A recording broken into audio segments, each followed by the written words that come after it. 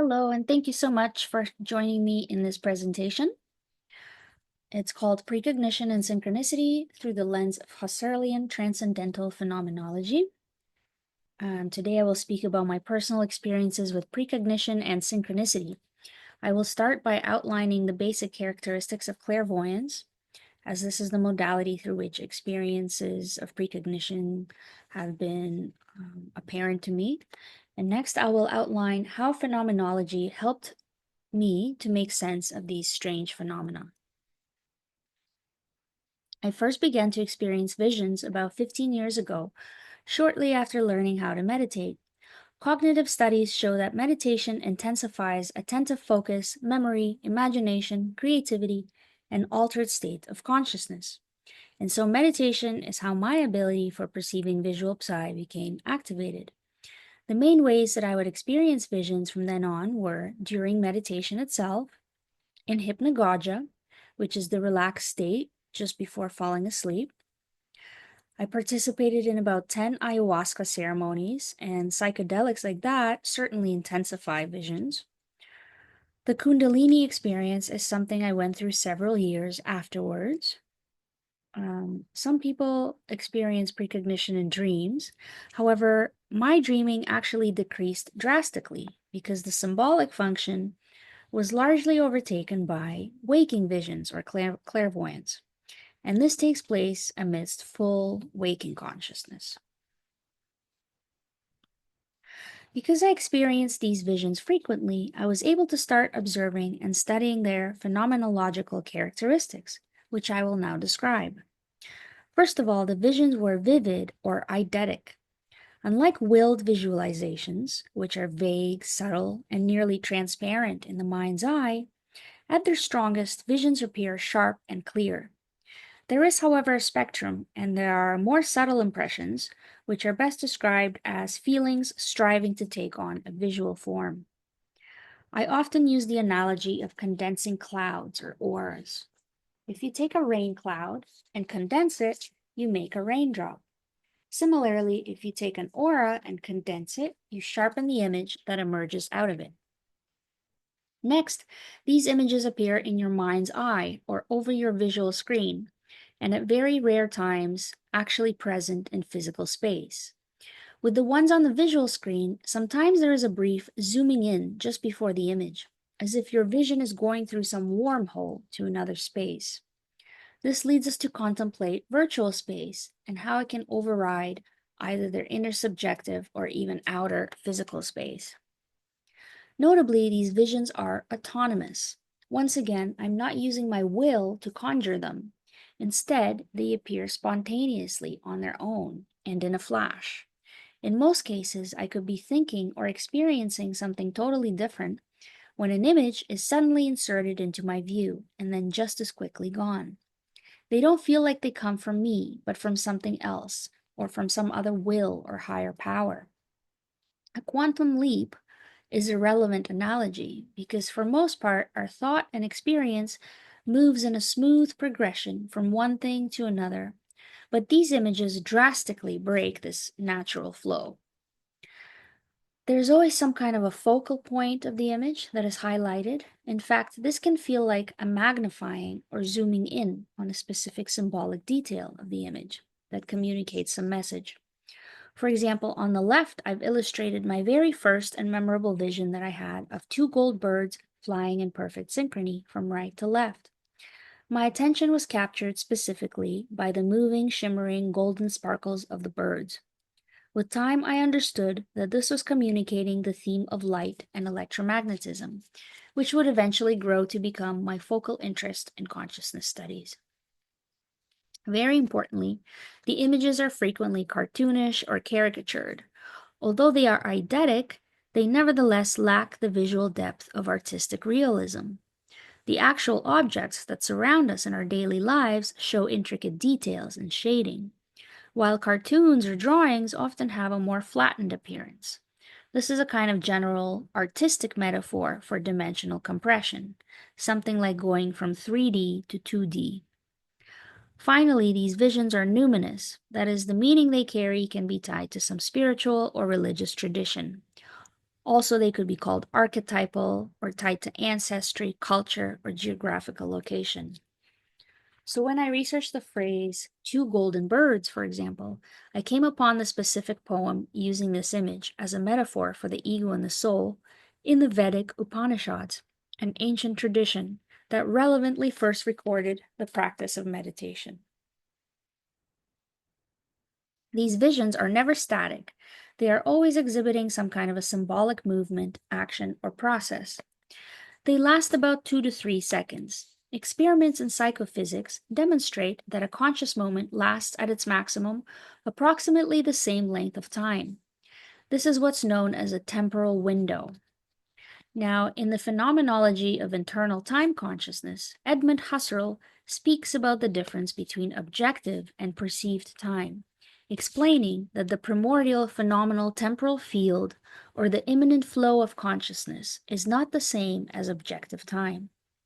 The latter we measure in a sequence of points or units, while phenomenal time is experienced from within at different rates oftentimes. Husserl's differentiation is exactly demonstrated by this finding of temporal windows in psychophysics. We can program a chronometer to tick at a certain regular rate, even below the threshold of 2 seconds. But below a certain limit, our consciousness will not differentiate between two separate ticks or moments, and we will perceive them as one. So temporal windows refer to the way a sequence of linear time blends into a field like an instantaneous whole. Finally, for most part, my precognitive visions manifested in a synchronicity within more or less a 24-hour period. It's common, for example, to see a vision in the evening and then a matching spontaneous event the next day. On the left is a drawing of a vision I once had in which these stick people were worshipping a bright orange sun. The movement portion was in their arms, swaying gently back and forth. The next day, my friends spontaneously invited me to play volleyball, and then I understood that this is actually what the vision was referring to: arms swaying around a ball. The beach they invited me to was called Sunnyside Beach, and the sun that evening looked especially orange due to wildfire smoke in the air in Canada. So there can be multiple meaningful connections to one image. Contemplating the reason for the 24-hour period between the vision and the event, or roughly 24 hours, I was led to themes of planetary rotation and circadian cycles. Through the research, I later discovered that synchronization in nature and the biological world is often tied to circadian rhythms. So a lot more can be developed here theoretically in terms of tying synchronicity to a kind of natural mechanism in biology.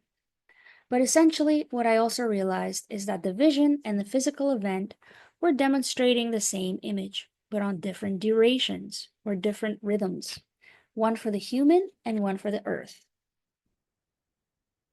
The concept of duration was very prominent in the writings of the philosopher Henry Bergson. One important idea of his was the memory cone, shown here on the left. He described memories which were present in the more expansive portion of the cone, the so-called space of the past, contracted into the now moment, represented by the apex of the cone. According to him, this illustrated how memories of the past insert themselves into the stream of experience. I found a lot of resonance here to precognition because the cone shows that essentially the memory image exists in both its expanded state, in the virtual space at the top or the base of the cone, and in its condensed state as inserted into the actual physical now moment at the apex of the cone. So the same memory image exists on two different durations or on different planes of consciousness. However, while Bergson described the cone as expanding from the now moment into the past, precognition expands the image from the now moment into the future. So if we're talking synchronicity, the image is expanded from the mental psychic space into the physical space of the world. But in the end, I think these cones describe the one and the same space. And this is also why precognition has also been called by some people and thinkers like Sri Aurobindo, for example, as a memory of the future. Of course, when we talk about expansion into actual physical space, we are speaking of the phenomenal field. And now we come to the marvelous ingenuity of Edmund Husserl. Instead of assuming space objectively as a mathematical static Newtonian grid, which has been used mechanically in classical physics, pictured from the so-called view from nowhere, Husserl brought perspective back down into the observer's own body and situatedness within their immediate environment.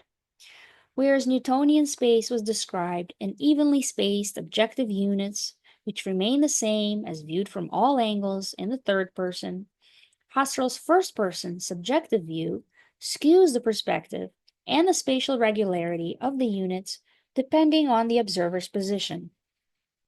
In order to escape the confines of these Newtonian assumptions that have dominated our thinking, Husserl noted that we have to bracket or set aside what he called our natural attitude and embrace instead the phenomenological attitude.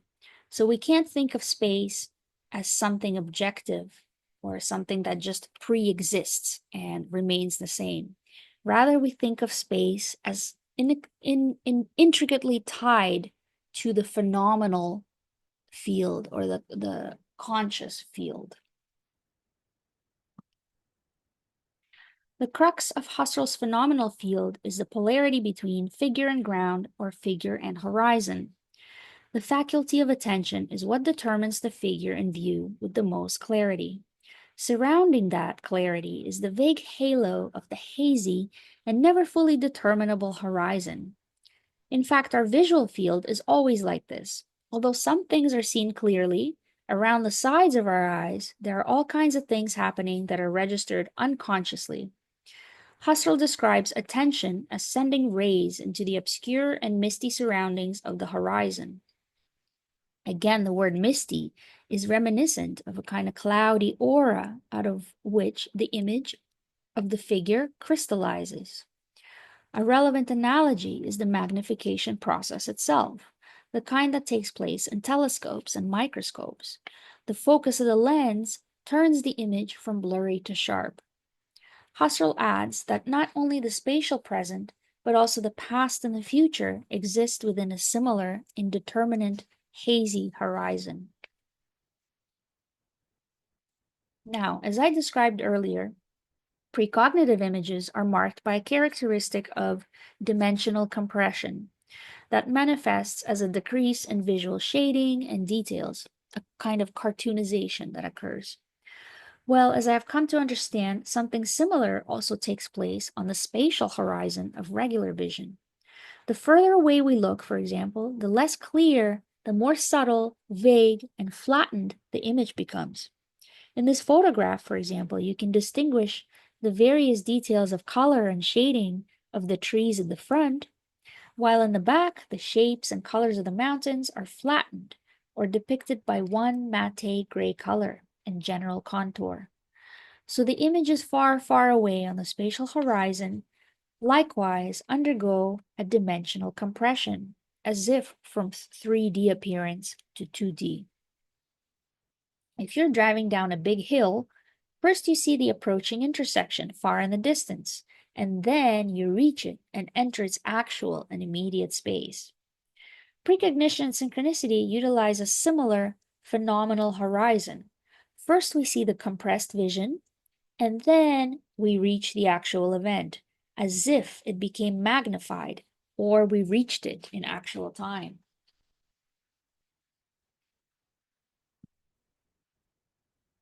This kind of compression takes place also with temporal and not just spatial details.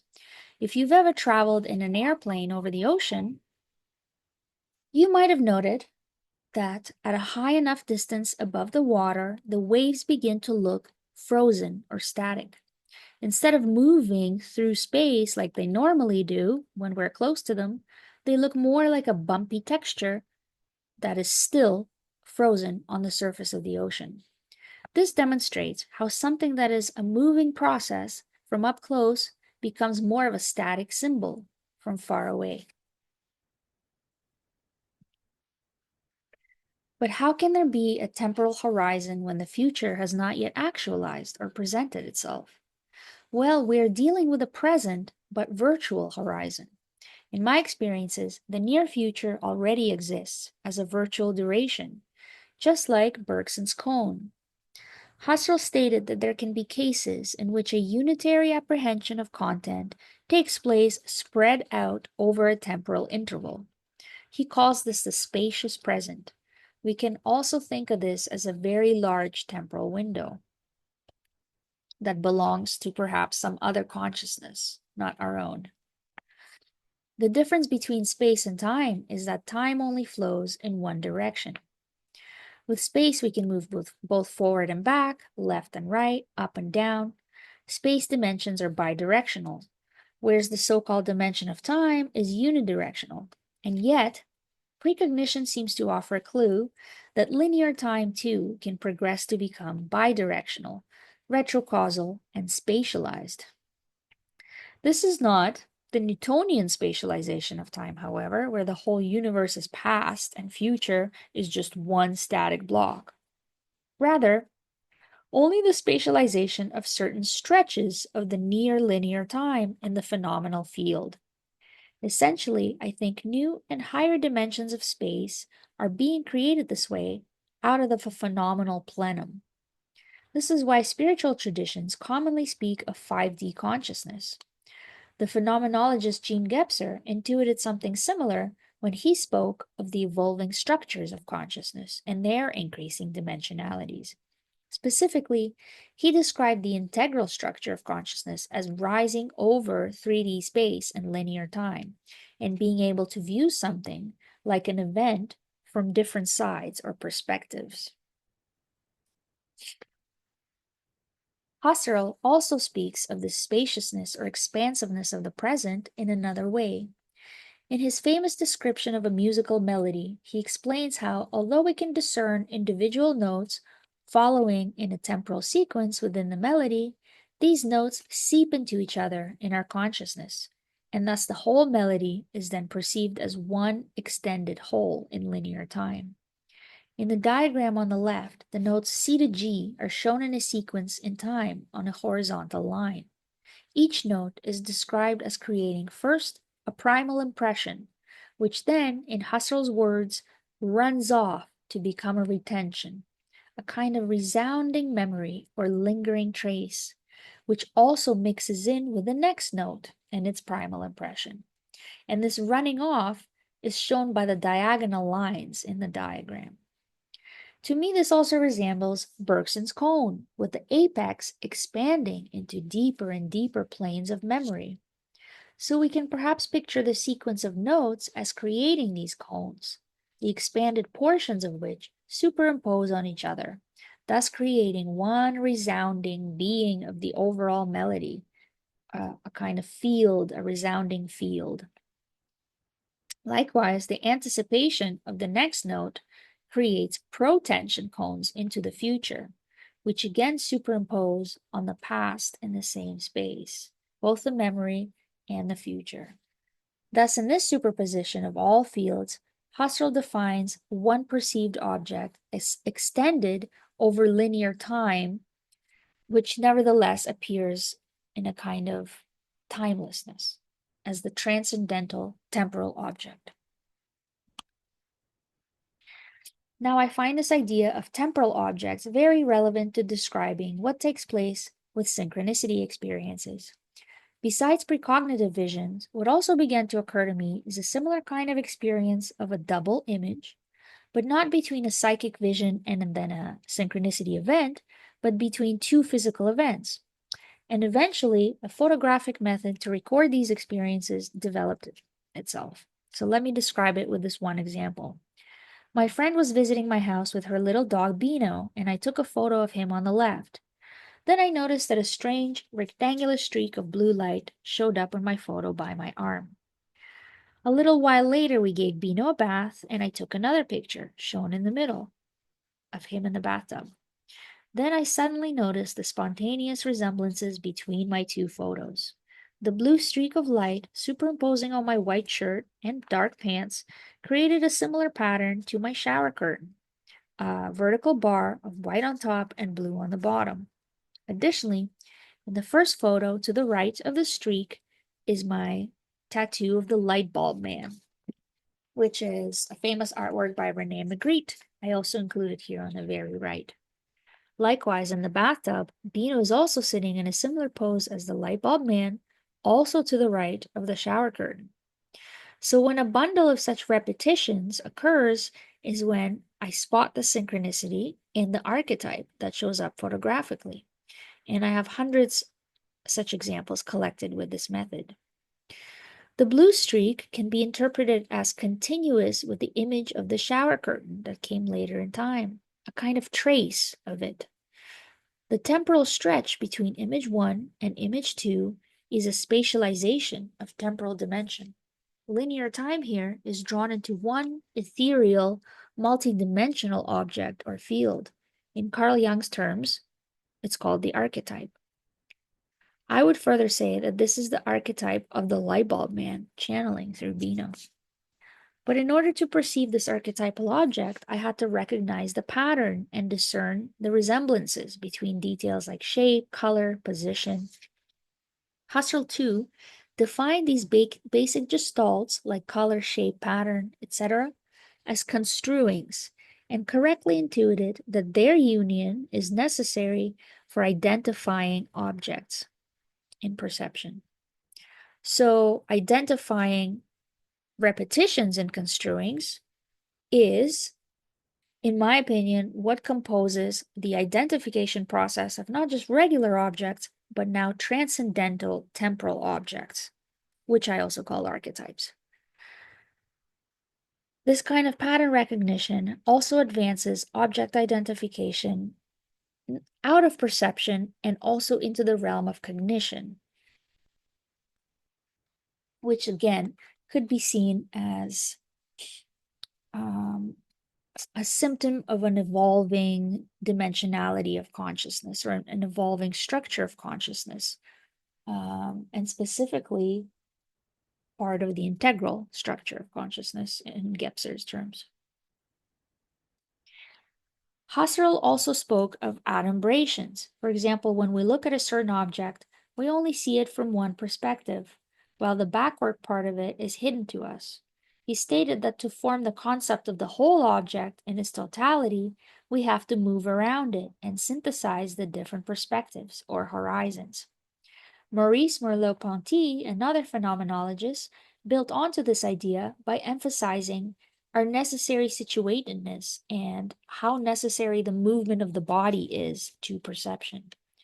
Our assumptions of objectivity of objects, and indeed of space itself, are formed when we enwrap linear time into moving our body to synthesize different views for ourselves from different sides. Thus, not just temporal objects, but spatial ones, and the very idea of 3D space itself may be synthesized in this way. And these kinds of early assumptions might be established in childhood as we are learning to move around and interact and observe the world and make sense of it. Through reading Merleau-Ponty's work on perspectives and being, I also came to understand that the psychic precognitive image and the actual synchronistic image that follows are two different perspectives on the same event coming from two different beings, because Merleau-Ponty talks a lot about being and the world as being.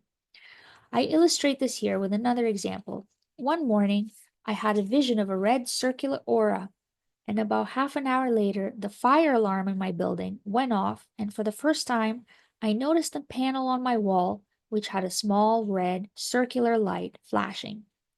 So what do I mean when I say that the psychic aura image and the actual fire alarm going off and the red light flashing are images are the same image seen by two different beings? Well, it's what the spiritual traditions would speak of as our lower and higher selves. I call this higher self Gaia because I think this conscious panpsychic being enwraps portions of space and other dimensionalities outside of our body and larger temporal windows, in a sense, of consciousness, larger durations. Through visions, I get a glimpse through her eyes, or the eyes of my higher self. My regular lower mind quantum leaps for a few seconds to the mind of this higher spatio-temporal and multidimensional being that functions on a different duration or frequency. And this is how I see the vision. To conclude, Husserl's writings show an ultimate fascination with the earth at the end of his life and the synthesis of horizons. In my opinion, I think this was him coming to the realization of the world as evolving this transcendental, intersubjective collective conscious being, Gaia. He wondered about the possibility of the earth becoming our new body rather than just a basis on which we stand, a kind of barrier to larger experience, larger perception. From about 15 years of my own experience with exceptional human experiences like precognition and synchronicity, I would conclude that this is exactly what's happening to consciousness. It is evolving to higher dimensionality and to be able to perceive through the eyes of something larger than our own physical body, to this transcendental being that is Gaia. Thank you so much, and these are some of my references for this presentation. Thank you for watching.